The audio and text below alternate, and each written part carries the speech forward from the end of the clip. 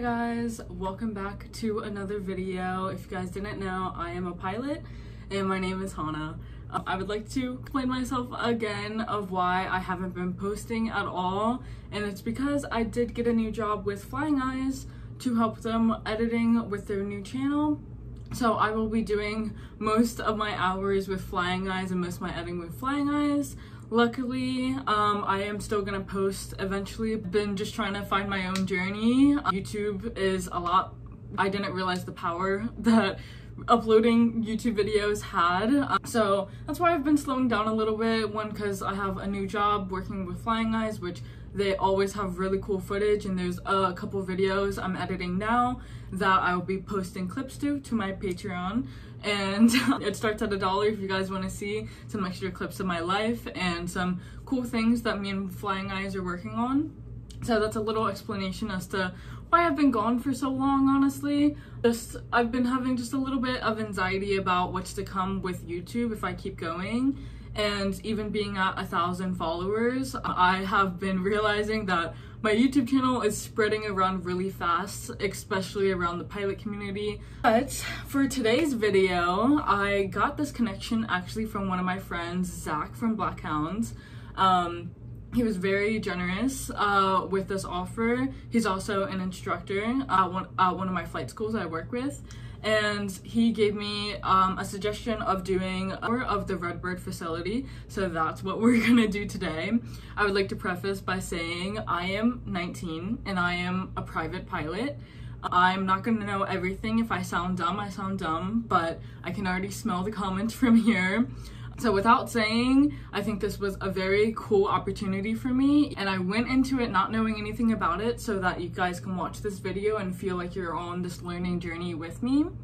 Shout out to Zach for helping me with this connection, and the Redbird people were super nice. They let me the facility, let me go on the full motion simulator with my audience that I'm gaining now.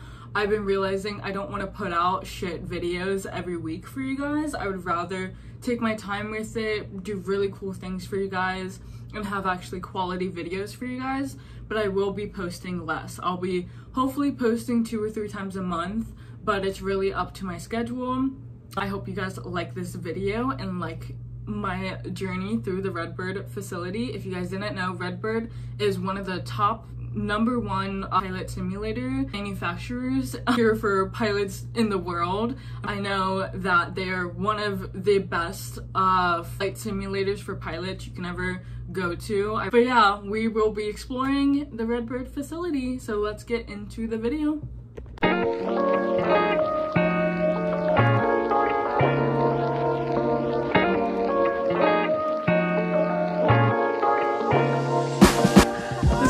Crazy.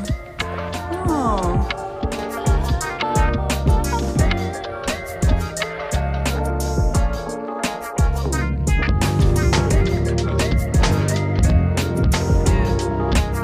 See tons of work going on. This is our vinyling area, so all the shells, coming back from the powder coated, getting vinyl with the Redbird decals or the big decals, custom paint decals. The customer wanted to put their own colors, put their own decals on set. We can work with that. Oh wow, how much would it be to make your own awesome simulator? So for custom paint and decals, if you wanted the custom colors, it's $2,500. $2,500? Okay. So you see each of these bays, they have different motion platforms assigned to them. You have some other non-motion units that are built out in front of the bays. Yeah. Be paired up with equipment. Either loaded in a crate or loaded in a truck and driving it to the customer's facility. Oh, deliver it yourselves too. Mm-hmm. That's nice. Yeah, sometimes we'll ship the equipment out to the customer, they'll store it on site, and we'll fly something out to them and install. And then you have here in the middle is a lot of our peripheral and desktop manufacturing. Yokes, throttle quadrants, rotocutters, Okay. desktop TDs and TD2s, J's and J velocities. Really everything is built right here in the middle. I mean, you'll notice all the tables, everything's modular, which you actually really quickly. And then your workstations are over there to build everything. I didn't expect Redbird to be this humongous. I don't know what I was expecting, but this is... We'll do our best. And this is one that's getting built? So similar, you saw the cockpit for the VTO, the helicopter simulator that was in there. It's the same cockpit. This is going to be going on to that motion platform. actually being built for the Philippines Army. So I mean, everything comes completely disassembled. So all the monitors, all the bracketing, everything will be disassembled. Seats will be taken off. Floor will be removed, so everything can fit through a standard, 36-inch door. Everything will get put in crates.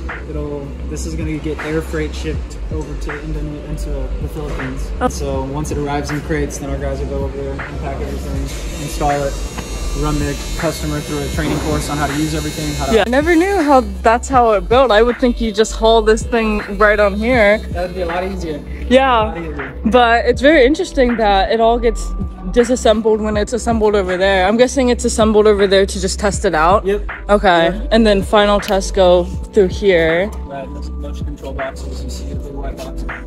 Yeah. I'm wondering who has the room for this. And this is another workstation.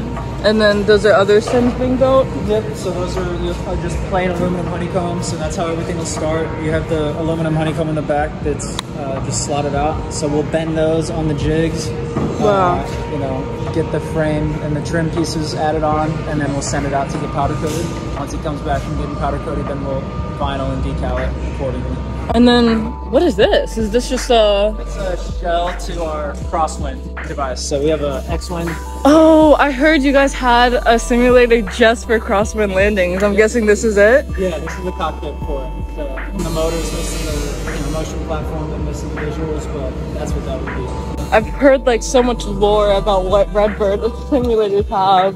All of our own floors, all of our own tables, everything's cut here at our facility. Trying to keep as much in-house manufacturing as we can. And how many facilities do you guys have across the U.S.? Just one? Yeah. Wow, okay. Everything Redbird related comes directly from this facility. That is so crazy.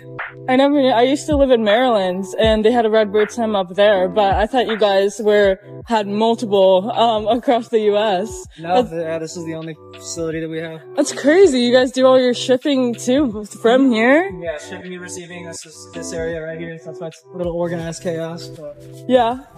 That's not too bad for a warehouse. Yeah. And these are your workstations. Building some of the desktop equipment here, some of the TD2s. So this is desktop. Yeah, these are the ones I kind of work on. The little TD2s. The workstation. How long does it take to build one simple desktop simulator?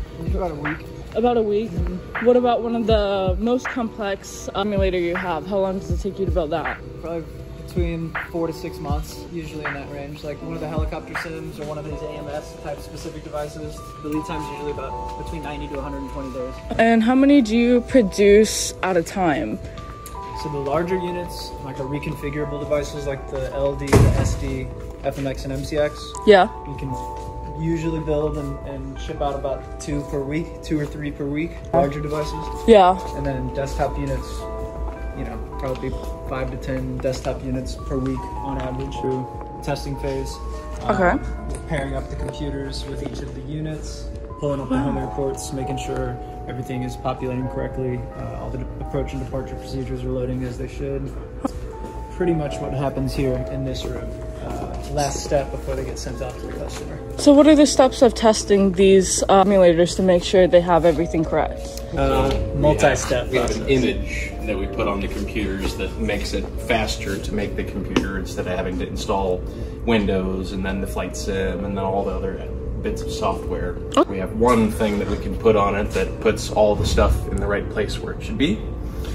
And then we have various testing softwares for the yoke or the rudders or the throttle or the FMS or whatever it may be that, if I bring up a test and it says, menu advanced left or menu advanced right.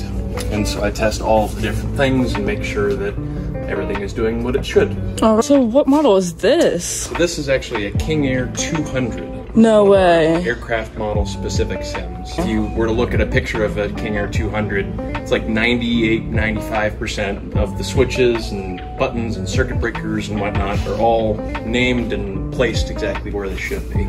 What other models do you have in here? Like this one over here? This one's our helicopter sim. Helicopter. There's gonna be a Robinson R44. And then we have some kind of 50 or 60 different aircraft nations that you can get. Well, you guys have like every aircraft in this room right now. And is this a way to test it out over here? There's a product we have called Insight. Insight. You can mount like a TV outside the sim that shows you an outside view, and there's usually a camera mounted inside the sim as well, so that you can watch what the pilots are doing. A lot of people use it kind of as, ooh, look at this, and propaganda stuff.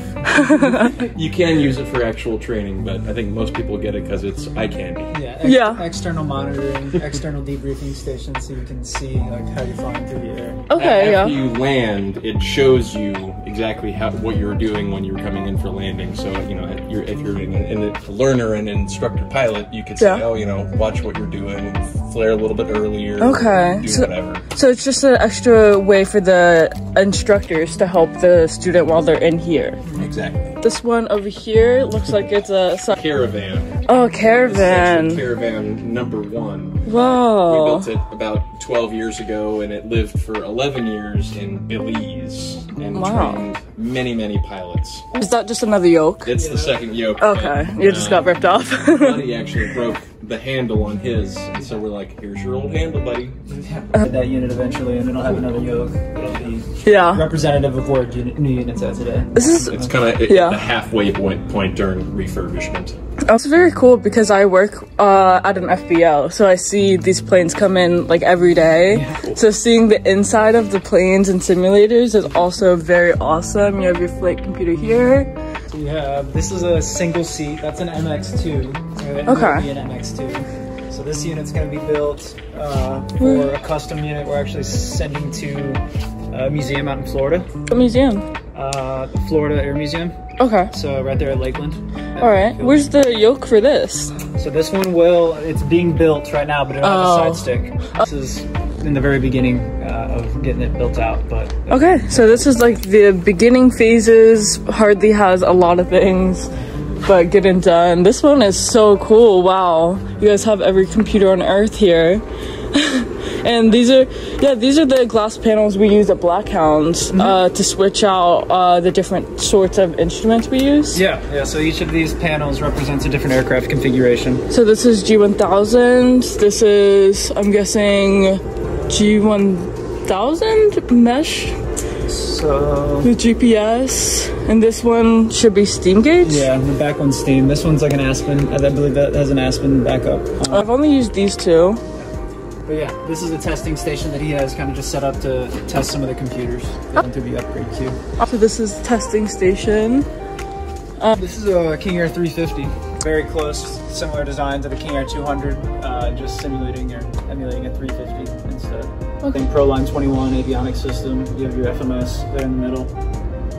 And this will all be in a fully enclosed, full motion Oh, this platform. Is a full motion one? Yeah, so this is as far as it gets built out here. Yeah. When we go out on site, we'll actually install it in a cockpit, put it on a motion platform, and it'll be fully operational. Start out with the switch panels. Yeah, empty in here right now. But these units, everything in the testing room ultimately starts in here. They wire it up, attach power supplies, the speakers mounted up, and get everything built accordingly so that they can be. How many people do you have working on the wiring? About five or six folks usually in that room. The backdrop of one unit. Really? This is awesome. This is what I want in my house. That's my backboard. I'm gonna get this. I love this poster. It's very like my sort of art style. Then you guys got your glass panels. Yeah. But luckily I know how to fly G1000 and steam gauge.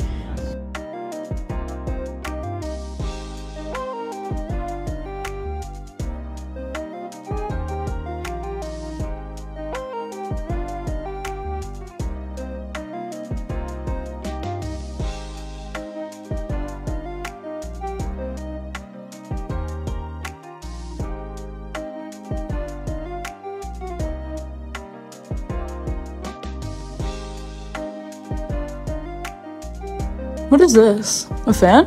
Motor. Oh, motor. Gotcha. That's the yaw motor. Oh. Moving this yaw axis. Okay. And you have your pitch motor here, and then the roll motors in front. Oh, nice. Okay.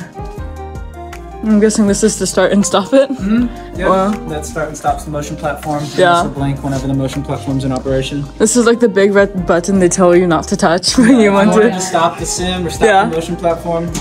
Hit that. It's a great way to prank someone if they're in here. Okay. Wow. And I'm guessing this has to be hooked up to Wi-Fi? It's recommended. Yeah. Okay, yeah. Internet connection is definitely recommended. Just so that you can download software updates, or if you needed any remote technical support, then we could connect and help you guys out. Okay. But it's not required for the operation of the unit, so you That. can use the sim without internet connection. Everything lives locally on the computer. Oh, that's nice. So you technically don't need Wi-Fi, but it's recommended to make it a little better. I'm guessing? Right. Yeah. Just allows for less friction when you want to download software updates, or if you need Oh, text true. support, then we can easily log onto it. That's nice that you guys also offer tech support from your own facilities, and you actually offer to build it, because most people would just send you all the parts and be like, hey, just build it yourself. I don't know. Yeah. No, definitely having a support team differentiates us in the market. For A lot of sure. other companies out there. Yeah, I can fly right seat. There you go. Yeah. Perfect. Yeah, I think so. I think that works. Alrighty. Okay. So how do you adjust it upwards? So it doesn't move up and down, but you can move forward and back. Yeah. So you should be able to, if you scoot forward, there you go. It should slide on these rails. Oh, okay. It's just like really stiff. Yeah. Oh, There we go. Yeah. That's done. Is that good? Yeah, that's good. Yeah. Alright, I'll tighten it down. There we go. I think that's all good. There's a circuit breakers. So now we release full throttle. Oh no. Okay, let's go a little slow. Here's my airspeed over here. So we're just gonna. Why is it going so slow? Okay. 60. Is it 60? Yep. Yeah. 60, rotate. Oh, this one's heavy. Oh, yeah. Oh, wow. This is so cool. This is so cool. Oh my god, I'm like forgetting how to fly a plane at this point. Wow. Okay, so now we're just gonna climb up. Make sure this is good. Mixture is rich. Put my nose to the horizon. What is that noise? Is that the stall horn? That ticking. Yeah. So that's the control loading system that's working on the yoke. So it's changing the force feedback of the yoke per your in-flight trim conditions and how fast the air is moving over your control surfaces. Okay. I'm gonna trim The Texas turbulence for us. Yeah. So we gotta bouncing around a little bit. Oh, okay, that's why. That's cool. It even combats turbulence. Yeah.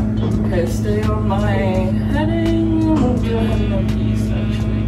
Oh, does this have a heading bug? Yes. Oh my god. I love that. Yeah. Some of my planes don't have a heading bug, Really? so I'm trying to guesstimate. Let's try some steep turns, maybe a wing over.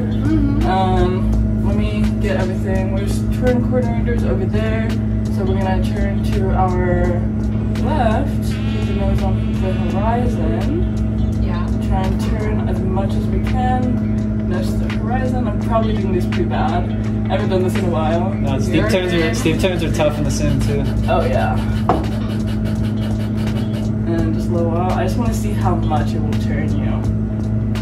So yeah, steep turns, it doesn't turn you as much as a real plane would, but it's nice you can still feel the difference. Right. Honestly, just because in regular sims, you can't even tell. Some of these noises, and then nose to the horizon there, Yeah. and then we're gonna keep turning until we level out on the east. Cool. That's how you do a steep turn. I haven't done them in literally a year though, but But you make them look really easy. thank So. you. And then a wing over. A wing over is just a really steep turn all the way 90 degrees like this. Oh my god. Oh, I can't maintain altitude. Okay. Okay, whatever. That was not a good representation of a wing over. Oh, you can definitely feel. Yeah. Yeah, A lot. Yeah. definitely. Can it stall? Yeah. Oh, Yeah, you can do it. Can You it can- stall and spin? Yeah, it takes a lot to get it to spin. You really have to like kick the rudder, but it'll definitely stall. That stall her? No. Alright, let's try and spin. Bailey. Yeah. This is a spin. Oh, okay, you can really feel that. Oh yeah, this one's good. And real plane. Yeah, no. I'm trying to get out of it. There we go. Sorry, I don't want to break this thing. No, you're good. Where am I right now? Climbing up. Yeah. Okay, I'm climbing. Yeah. Alright, just gonna push it on a bit. Well, that was Tested out the motion platform right there. yeah. That even scared me. Yeah, so the full motion feels so good because when I did that maneuver, I actually got scared. Yeah. Because you're gonna feel, you know, the kind of, you can see it and you can feel how much you're pushing down on it. When you get uncoordinated and when that motion platform starts moving around, it definitely can throw you around. Yeah. I got you. I remember now. And then we flare up right here until we hear the stall. Up until it drops. Stall. There you go. And now we're Drop covered. down. Full power. Now plus 20. There you go. Oh, that was a bit too down, but yeah, this thing feels nice though. When you're... And it definitely helps for like going through the flows with those maneuvers. You know, that's one of the things that it's helped me out a lot with. Definitely, you feel the heaviness of the plane. That is true. That's one of the problems I have with the desktop is you can't really feel the weight, especially when you do your steep turns here. You can't feel it physically fighting you back. But this one you definitely can, and that's what I really like about this. Is so nice. I love how you can see, say if you go in like a traffic pattern. Yeah, that's what these extra monitors in the back. This is the Horizon Pro monitor expansion. So instead of just having 200 degrees of visuals, this expands it to 260 degrees. Oh, that's perfect. So if you're doing turns around a point, if you're doing pattern work, you practice S turns, you actually can see it. Yeah, you can see your thing, and even if you're trying to land, it makes it 10 times easier. Right. And I'm gonna try and land. Yeah, you can do that. The GPS has like a 1 or 2 second lag behind it too. So. Yeah. Same thing with the desktop. When we have, there's always a tiny lag. Chunks along. Yeah, but in the plane that's the same way too. So they still have the same speeds as a regular Cessna, right? Mm-hmm. Okay. Yeah. What kind of model is this? Is this RS? Pretty sure it's the 172S model. This is pretty good already, because in the regular sims that just have these two, I can't see shit when I'm landing. Yeah, this helps out big time. Let's see. The ultimate test. Can Hana land the simulator? Got our eyes. Does this count in my logbook as one landing? Or one simulated landing? Yeah, simulated. And how much are these to rent out, say, hourly? Usually we recommend folks rent them out half the cost of what a wet aircraft rental is at the field. Yeah. So, Oh yeah. Oh, this looks great. You think we'll make it? We're going a little slow. What's the stall speed? about 50, 45, 50, yeah. Gotcha. And landing speed, I'm guessing, is 65? Yeah, right around there. Okay, we're over the runway. So we'll take out power. This thing really is gliding.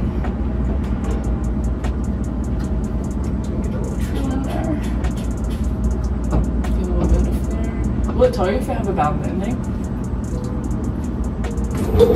Oh, there we go. Okay, cool. Then we can stomp on the brakes. Nice. Brought it down. Wow. Yeah. My You first did it. simulator trip. Alright, how do you stop? You could just hit that red button underneath the panel. Oh, that is so cool. Thank you for the testing. It was nice to try and land a plane. Lots of flight safeties. Yeah, the flying award, and then there's the EAA award up top. Oh, okay.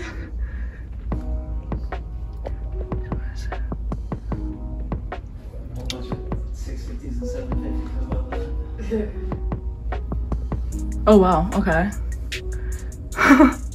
It looks like you guys collect them. Oh, yeah. Well, I mean, you technically do, but.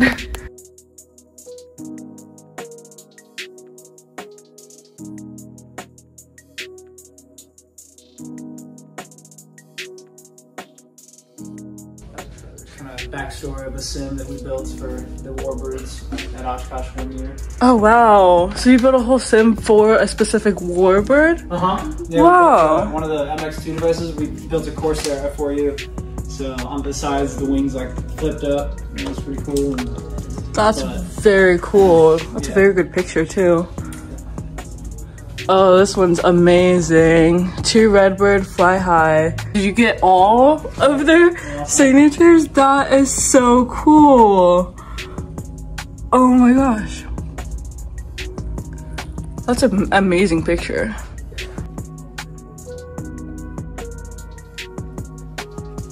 So I'm definitely an art aviation person as well. I think it should. Alright guys, that's all for today. I had so much fun touring this facility. The management team there was so great. They all walked me through. They let me film whatever I wanted. And I've been doing a lot of projects on the sidelines.